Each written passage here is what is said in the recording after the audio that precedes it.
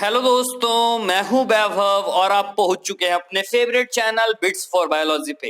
तो आज की इस वीडियो में बात करेंगे chapter 19 excretory products and there elimination का पार्ट 2। पार्ट 1 हमने देख लिया है, जितने भी किडनी से रिलेटेड बातें थी या जो पीसीटी डीसीटी का फंक्शंस था वो हमने देख लिया है। आज की इस वीडियो में बात करेंगे बहुत ही इंपॉर्टेंट टॉपिक। पहले तो पीछे का थोड़ा ओवरव्यू देखेंगे डायग्राम के थ्रू, और मैकेनिज्म हम देखेंगे जो सीसीएम होता है, काउंटर करंट मैकेनिज्म, कि कैसे यूरिन को और भी फिल्ट्रेट किया जाए। इसके बाद regulation of kidney function, kidney का क्या फंक्शन होता है, कैसे रेगुलेट किए जाते हैं, कौन सा मैकेनिज्म होता है, सब कुछ देखेंगे।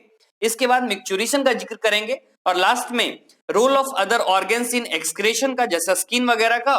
और सबसे लास्ट टॉपिक डिसऑर्डर, जहां से क्वेश्चन हर साल पूछे जाते हैं। हमने सबका डिसऑर्डर देखा है, डाइजेशन का भी, रेस्पिरेशन का भी, सर्कुलेशन का भी। तो फिर हम एक्सक्रेशन का आज डिसऑर्डर्स इसमें बात करेंगे। तो चलिए स्टार्ट करते हैं। हमारे पहला ओवरव्यू कुछ देखें कल का। ये देखिए आपके सामने ये पूरा का पूरा डायग्राम है। ये आपका पीसीटी का पूरा पार्ट है और ये डीसीटी का पार्ट है, और ये आप कलेक्टिंग डक्ट देख रहे हैं, और नीचे ये लूप ऑफ हेनली देख रहे हैं, असेंडिंग और डिसेंडिंग लूप ऑफ हेनली। अब देखिए यहां पे कुछ चीजें आर लिखी हुई है, बॉक्स में एस लिखा हुआ है। आर का मतलब जो चीजें रीएब्सॉर्ब हो रही हैं उसको बोला जा रहा है आर, मींस रीएब्सॉर्प्शन जिसका हो रहा है। और जो एस है, एस का मतलब सिक्रीशन। तो यहां से आप समझ सकते हैं सिक्रीशन किसका हुआ है और रीएब्सॉर्प्शन किसका हुआ है। तो एक फास्ट ओवरव्यू अगर एग्जाम के टाइम पे अगर आपको देखना हो, क्योंकि एनसीईआरटी में नहीं लिख रखा है ये आर कहां है, एस कौन है, तो ये नहीं लिख रखा है, तो आप एनसीईआरटी में ये चीजें देख सकते हैं और वहां पर भी ये चीजें लिख सकते हैं। और आर और एस कहां पे ये रिलीज हो रहा है, कहां पे रीएब्सॉर्प्शन हो रहा है, कहां पे सिक्रीशन हो रहा है। ये पूरा का पूरा एक ओवरव्यू था आपके लिए। मेडुला और कॉर्टेक्स का पूरा पार्ट दे रखा है इसमें। ठीक है, तो आगे बढ़ते हैं हम। आज का ये पार्ट है हमारा mechanism of concentration of filtrate, जिसे बोलते हैं काउंटर करंट मैकेनिज्म। सबसे पहले ये चीज आया क्यों, ये बात आया क्यों? क्योंकि वाटर को कंजर्व करने के लिए एक एडेप्टेशन को डेवलप किया गया है नेचर में। तो एक एडेप्टेशन है कंजर्वेशन ऑफ वाटर के लिए, mechanism of concentration of filtrate, जिसको काउंटर करंट मैकेनिज्म बोलते हैं। इसमें दो करंट मैकेनिज्म अप्लाई होते हैं, एक तो होता है हेनलीज लूप का और दूसरा होता है वासा रिक्टा का। दोनों मेंटेन करने के काम करेंगे कंसंट्रेशन ग्रेडियंट को मेडुलरी इंटरस्टिशियम में। अब चलिए कुछ कुछ बातें देखते हैं। मैमल्स जो हैं वो प्रोड्यूस करते हैं कंसंट्रेटेड यूरिन। इनिशियल फिल्ट्रेट में जो बना था उससे भी ज्यादा कंसंट्रेटेड यूरिन को ये बनाते हैं। ये होता कहां है? हेनलीज लूप और वासा रिक्टा, ये मैंने आपको बता दिया है। इसके बाद human kidney can produce urine 4 times concentrated. जो पहले फिल्ट्रेट बना था ना, तो उससे 4 टाइम्स ज्यादा कंसंट्रेट ये बना सकते हैं। यही सब लाइनें एग्जाम में डायरेक्ट पूछी जाती हैं। Which of the following is correct option, इसमें ये चीजें आएंगी। अब काउंटर करंट मैकेनिज्म में हेल्प कर रहा है कंसंट्रेशन ग्रेडियंट में, वो आपको मैंने बताया ही। 4 टाइम्स ये इंपॉर्टेंट है और कंसंट्रेशन ग्रेडियंट को मेंटेन करने का काम करेगा। और ग्रेडियंट जनरली होता है NaCl और यूरिया से ही वो काउज होता है। कॉर्टेक्स का आपको बताया था मैंने 300, मेडुला का 1200, आप याद रखेंगे। NaCl जो है ट्रांसपोर्ट हो रहा है असेंडिंग लिम्ब ऑफ जो लूप ऑफ हेनली है उससे, और एक्सचेंज हो रहा है वासा रिक्टा से। तो ये चीजें तो आपको पता ही होगा, डायग्राम में आप देख सकते हैं बिल्कुल एनसीईआरटी में। और अगर एडीएच नहीं है तो डाइल्यूट यूरिन का फॉर्मेशन होगा। जैसे एक होती है डायबिटीज इंसिपिडस, उसमें एडीएच की ही कमी हो जाती है, तब जाकर ये चीजें होता है। हेनलीज लूप असेंडिंग लिम्ब है तो डाइल्यूशन करेगा, डिसेंडिंग लूप है तो कंसंट्रेट करेगा, ये इंपॉर्टेंट है। नेफ्रॉन में 3 काउंटर करंट जनरली चलते हैं। एक तो जो हेनलीज लूप है उसके लिम्ब के बीच, जो काउंटर करंट मल्टीफायर जिसको बोला जाता है। एक होता है वासा रिक्टा के लिम्ब के बीच, उसको काउंटर करंट एक्सचेंजर बोला जाता है। और एक होता है वासा रिक्टा और हेनलीज लूप के बीच में। तो ये पूरा का पूरा जो इंपॉर्टेंट पार्ट था एनसीईआरटी का, वो मैंने आपको बता रखा है। आप एक बार एनसीईआरटी की रीडिंग लगाएंगे तो आपको सब कुछ क्लियर हो जाएगा। इसके आगे हम बढ़ रहे हैं, आप डायग्राम देख सकते हैं। डायग्राम में कैसे ये दे रखा है, H2O जा रहा है अंदर और मेडुला में जा रहा है। ये शुरू में जो था ये फिल्ट्रेट है, तो यही आपको बता रखा है कैसे ब्लड कहां से जा रहा है। तो जो भी वासा रिक्टा होगा उसमें ब्लड की मौजूदगी होगी। जैसे ये वासा रिक्टा, इसमें ब्लड होगा और इसमें फिल्ट्रेट होगा। तो फिल्ट्रेट को ज्यादा से ज्यादा कंसंट्रेट करने की यहाँ पर काम चल रही है। आप इस डायग्राम को देखेंगे तो चलिए अब आगे बढ़ते हैं। कैसे रेगुलेशन होता है ये हमारे इंपॉर्टेंट है। हार्मोनल रेगुलेशन हम यहाँ पे देख रहे हैं, कैसे क्या काम करता है, ये हमारा इंपॉर्टेंट पार्ट है।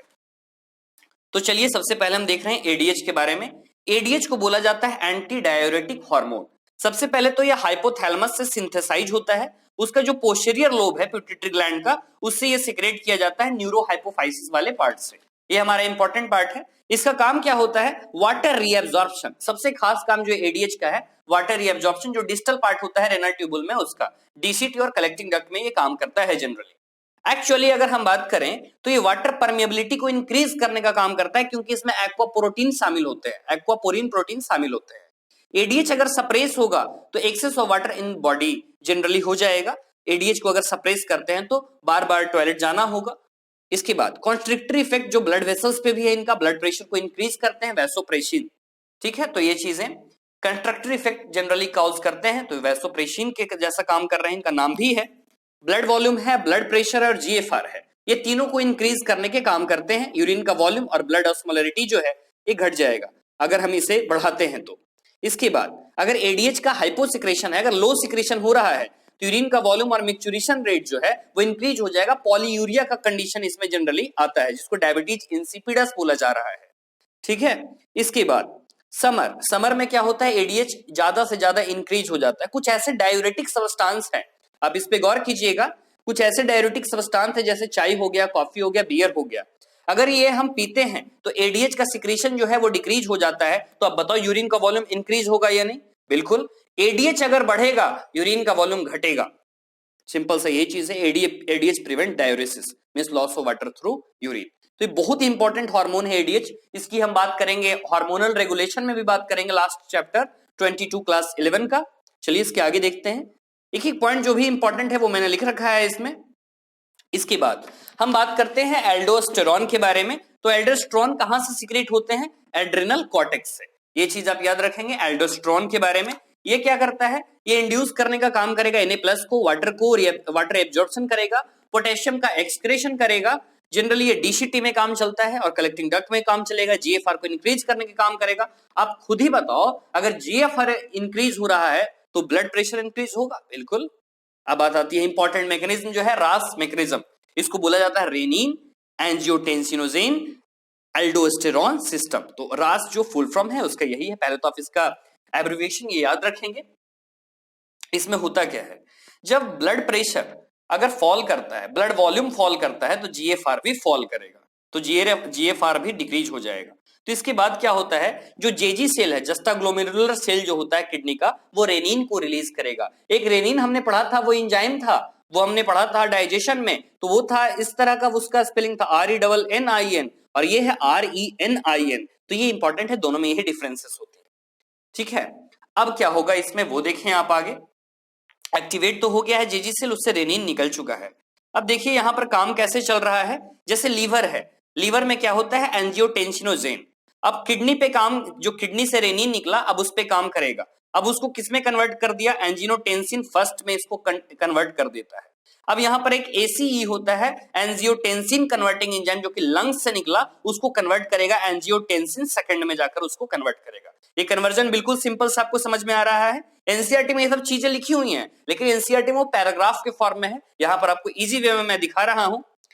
एक है एंजियोटेंसिनोजेन सेकंड जो यहां पर फॉर्म हुआ। अब उसका फंक्शन क्या क्या होगा? सबसे पहली बात, वो पावरफुल वैसो कंस्ट्रिक्टर होता है। अगर पावरफुल वैसो कंस्ट्रिक्टर है तो क्या होगा? बीपी इंक्रीज कर जाएगा। अगर कंस्ट्रिक्शन चल रहा है तो क्या होगा? बीपी इंक्रीज कर जाएगा। तो बोल सकते हैं ग्लोमेरुलर ब्लड प्रेशर इंक्रीज हो गया। बिल्कुल। इसके बाद ये थर्ड सेंटर जो होता है उसको एक्टिवेट करने का काम करता है, ज्यादा से ज्यादा वाटर को इंड्यूस करेगा कि एब्जॉर्प्शन अच्छे से हो सॉल्ट का पीसीटी में, और इसके चलते क्या होता है? जीएफआर जो होता है वो इंक्रीज कर जाता है। तो इतनी बातें तो हम जान चुके हैं। इसके बाद हम आगे देखें एएनएफ के बारे में। ये हमारा इंपॉर्टेंट पार्ट है। एएनएफ से क्वेश्चंस पूछे गए हैं पिछले सालों में। एएनएफ पहले तो है क्या? पेप्टाइड हार्मोन ये होता है। कहां से जनरली निकलेगा? जो हार्ट है, हार्ट का जो एट्रिया है ऑरिकल, उसके वॉल से ये सीक्रेट होता है। इसका मेनली जो काम होता है वो वैसोडायलेटर के तौर पे होता है, मींस ब्लड प्रेशर को डिक्रीज करने के काम करेगा। इसका और काम रेनिन सिक्रेशन को अब रोकने का काम करेगा। मींस रास मैकेनिज्म जो चला था, अब रास मैकेनिज्म को रोकने का काम कोई तो होना चाहिए। तो ये एएनएफ ही है, एट्रियल नाइट्रियूरेटिक फैक्टर, जो उसको रोकने का काम करेगा रास मैकेनिज्म को। तो रेनिन सिक्रेशन को भी इनहिबिट करता है और रास मैकेनिज्म को भी रोकने का काम करता है। तो ये बातें हम कर चुके, कैसे रेगुलेशन चल रहा है पूरा का पूरा हार्मोनल रेगुलेशन। अब इसके बाद हम बात करेंगे मिक्चुरेशन के बारे में। मिक्चुरेशन एक सिंपल सा प्रोसेस है जिसको यूरिनेशन बोला जाता है।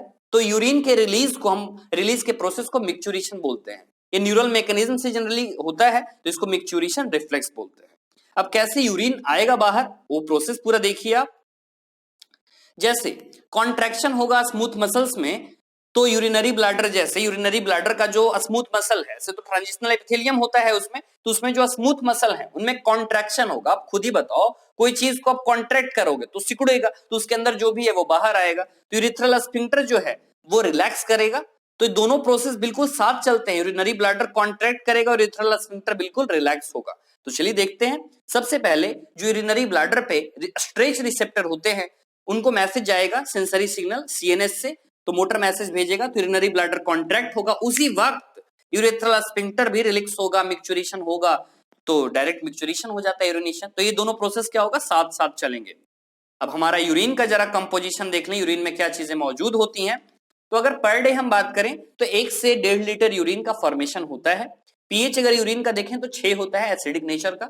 यूरिन का येलो कलर क्यों होता है, due to presence of urochrome pigment.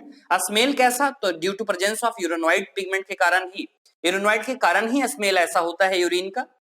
Per day अगर यूरिन की बात करें तो 25 से 30 ग्राम उसमें यूरिया एक्सक्रेट होता है। अगर एक नॉर्मल यूरिन की बात करें तो नॉर्मल यूरिन में क्या मौजूद होता है वो देखें। वाटर 95% लगभग मौजूद होता है नॉर्मल यूरिन में। उसके साथ ही urea, uric acid, salt, hippuric acid वगैरह प्रेजेंट होते हैं। अब किसी नॉर्मल यूरिन है उसमें क्या एब्सेंट होना चाहिए, तो ग्लूकोज है, प्रोटीन है, आरबीसी, डब्ल्यूबीसी, कीटोन बॉडीज, ये सब एब्सेंट होने चाहिए जो भी हमारा नॉर्मल यूरिन है। इसके बाद हम बात करें कि कौन से ऐसे और भी ऑर्गन हैं जिनका एक्सक्रेशन में और भी अच्छा रोल होता है। सबसे पहले बात करते हैं लंग्स की। इनका भी रोल तो और सारे का है, लीवर, स्किन, लार्ज इंटेस्टाइन। तो पहले लंग्स की बात करें। लंग्स से वाटर रिलीज होते हैं, CO2। एक दिन में 18 लीटर CO2, मतलब बात करें तो 1 मिनट में 200 ml। एनसीईआरटी में करेक्शन आया है कि 1 मिनट में 200 ml उसको ऐड किया गया है इस पर। लीवर, अब लीवर से क्या निकलेंगे, एक्सक्रेटरी प्रोडक्ट्स जैसे बिलिरुबिन, बिलीवर्डिन, कोलेस्ट्रॉल और कुछ एस्टेरॉइड हार्मोन्स जो डिग्रेड हो जाते हैं वो, और विटामिन्स और ड्रग्स जिनका यूज नहीं हो पाया है। इसके बाद स्किन, तो स्किन से सेबम निकलते हैं, स्वेट निकलते हैं और डायल्यूट यूरिन निकलता है। अब बात आती है लार्ज इंटेस्टाइन का जो कोलोन वाला पार्ट है, उससे इनसॉल्युबल सॉल्ट निकलते हैं, कैल्शियम और मैग्नीशियम के। अब स्किन है तो स्किन कैसा है हमारा, सेबेशियस ग्लैंड है तो उसमें सेबम निकलेगा, स्वेट ग्लैंड है तो उसमें डायल्यूट यूरिन निकलता है। यही सब बातें हैं छोटी छोटी, ठीक है। सेबेशियस ग्लैंड से सेबम निकलेगा, वाइल निकलेगा, इसमें एस्टेरॉल्स, हाइड्रोकार्बन्स और वैक्सेस होते हैं। स्वेट से जो निकलेगा 99% H2O होता है स्वेट में मौजूद, यूरिया भी होता है, सॉल्ट भी होता है, लैक्टिक एसिड भी होता है, तो लाइसोजाइम भी होता है। तो स्वेट ग्लैंड क्या कर रहा है, बॉडी टेम्परेचर को रेगुलेट करने के काम कर रहा है, कूलिंग इफेक्ट प्रोवाइड करने के काम कर रहा है। इकोलॉजी में भी हम पढ़ते हैं ये चीजें। हाँ, कुछ चीजें खास हैं। कुछ यूरिया सैलिवा से भी सेक्रेट होते हैं, जैसे सलाइवा जो लार बनता है हमारे इसमें, जिसको थूक बोलते हैं, स्पटम, तो उसमें भी यूरिया निकल जाता है। अगर एक किडनी को रिमूव किया जाए तो जो पर्सन है वो नॉर्मल रहेगा, लेकिन दूसरा किडनी हाइपरट्रॉफी शो करने लगेगा। लेकिन अगर किडनी फेल कर गया कि वाटर को रीअब्सॉर्ब नहीं कर पा रहा है, तो जो किडनी के टिश्यूज होंगे वो श्रिंक कर जाएगा। तो ये इंपॉर्टेंट है ये चीजें। एक एक लाइन जो एनसीईआरटी की इंपॉर्टेंट हो सकती है, मैंने आपको एक एक लाइन बताने की कोशिश की है।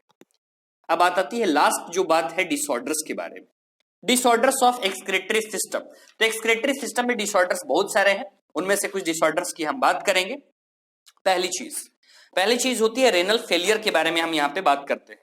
रेनल फेलियर जिसको बोलते हैं किडनी फेलियर। इसमें क्या होता है, किडनी जो है यूरिन नहीं बना पा रहा है, या कहें तो कॉन्सेंट्रेटेड यूरिन नहीं बना पा रहा है। तो इसको हम कैसे करेक्ट कर सकते हैं, इसमें किडनी ट्रांसप्लांटेशन से इसको करेक्ट कर सकते हैं। जो सबसे क्लोज रिलेटिव है उनका लेकर हम ये ट्रांसप्लांटेशन कर सकते हैं। इसके बाद आती है बात रेनल कैल्कुलाई की। रेनल कैल्कुलाई क्या होता है, इसमें इनसॉल्युबल क्रिस्टलाइज सॉल्ट होते हैं किडनी के अंदर, इसको किडनी स्टोन भी बोला जाता है, आपने सुना ही होगा। कैल्शियम ऑक्जेलेट के और कैल्शियम कार्बोनेट के क्रिस्टल्स जनरली इसमें हो जाते हैं एक्यूमुलेट। तो ये इंपॉर्टेंट पार्ट है, इसमें किडनी के अंदर ऐसे होते हैं चीजें। इसके बाद ग्लोमेरुलोनेफ्राइटिस, कहीं भी आइटिस लग जाए उसका मतलब आपको इन्फ्लामेशन समझना है। तो यहाँ किसका इन्फ्लामेशन हुआ है, ग्लोमेरुलस का, तो इन्फ्लामेशन ऑफ ग्लोमेरुलस। तो अब इससे क्या प्रॉब्लम है भाई, तो पहले आप जानते थे जो ग्लोमेरुलस था उसका जो बेसमेंट मेम्ब्रेन है, तो बेसमेंट मेम्ब्रेन से सिर्फ स्मॉल पार्टिकल ही पास कर पाते थे। लेकिन जब डैमेज कर जाएगा बेसमेंट मेम्ब्रेन ग्लोमेरुलोनेफ्राइटिस के केस में, तो और भी प्रोटीन्स वगैरह भी पास करने लगेंगे, तो प्रॉब्लम हो रहा है ना, तो दैट इज ग्लोमेरुलोनेफ्राइटिस। तो ये चीजें होती हैं ग्लोमेरुलोनेफ्राइटिस में, इसको ब्राइट डिजीज भी बोला जाता है, बैक्टीरियल इन्फेक्शन के ही कारण ये चीजें होती है। इसके बाद आता है ग्लाइकोसूरिया। कौन सूरिया? ग्लाइकोसूरिया। अब ग्लाइकोसूरिया में होगा कि यूरिन में ग्लूकोज का प्रेजेंस हम देख पाएंगे, तो ये होता है ग्लाइकोसूरिया।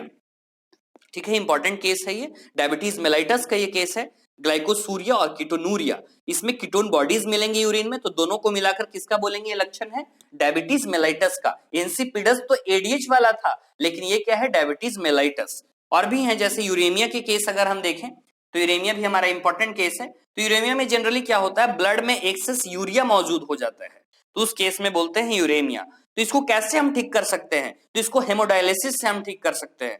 जैसे आपको हेमोडायलिसिस का एक मशीन लगा रखा है, जैसे आप देख सकते हैं कोई आदमी में कैसे ये मशीन लगाया जाता है। जैसे ये देख सकते हैं आप, आदमी सोया हुआ है और इसमें बिल्कुल पंपिंग चल रही है, और यहाँ पर आपके सामने फ्लूइड यहाँ पर नीचे है, तो सॉल्यूशन है जिसमें डायलाइजिंग सॉल्यूशन वगैरह यूज किया गया है। इतनी चीजें तो नहीं पूछी जाएंगी, एनसीईआरटी में 3-4 लाइनें दे रखी है इसके बारे में। तो ये हमारा पूरा का पूरा पार्ट था, कैसे काम चल रहा है। तो ये जनरली पूछा जाएगा आपसे, हेमोडायलिसिस किसमें किया जाएगा? तो जो यूरेमिक पेशेंट है जनरली उसमें ही किया जाता है। इसमें क्या किया जाता है? हेमोडायलिसिस के मेथड से यूरिया को ब्लड में से सेपरेट किया जाता है। इसमें आर्टिफिशियल किडनी, जिसको डायलिसिस बोला जाता है, इसको यूज किया जाता है। अब इसमें जो डायलिसिस फ्लूइड था, आप जो डायलिसिस फ्लूइड यहाँ पे देखेंगे, उसका कंपोजिशन बिल्कुल वैसा ही होता है जैसा हमारे ब्लड प्लाज्मा का होता है, सिर्फ उसमें नाइट्रोजन वेस्ट नहीं होंगे, सिर्फ उसमें यूरिया नहीं मौजूद होगा, क्योंकि यूरिया को तो इसमें से सेपरेट करना है ना ब्लड में से। तो आपको समझ में आ चुका होगा कैसे ये काम चल रहा है। तो ये हमारा यहाँ पे पार्ट कंप्लीट हुआ पूरा का पूरा। जो एक्सक्रीटरी सिस्टम था एलिमिनेशन वाला, पूरा का पूरा ये पार्ट हमारा यहाँ पे कंप्लीट हुआ, excretory products and there elimination. इसके बाद हम देखेंगे क्विक रिवीजन सीरीज देखेंगे, जो इसका अगला पार्ट होगा। बहुत ही important part quick revision series, जिसमें एनसीईआरटी के लाइनों को मैं लाइन करके बताता हूं कौन सी पॉइंट इंपॉर्टेंट है, कौन सी पॉइंट एग्जामों में पूछी जा चुकी है एनसीईआरटी की। तो यहाँ पर ये हमारा चैप्टर खत्म हुआ। आप सोच रहे होंगे थोड़ा स्पीड है, स्पीड तो करना पड़ेगा यार, क्योंकि टाइम हमारे पास बिल्कुल कम है, और एनसीईआरटी की लाइन बाय लाइन मैं आपको क्लियर कर चुका हूं। इसके बाद एनसीईआरटी का आप एक बार रीडिंग लगा लें अच्छे से, और पिछले सालों के जितने भी क्वेश्चंस आए हुए हैं सारे बना लें, एक एक क्वेश्चंस बन जाएंगे आपसे। Thank you for watching this video, have a nice day.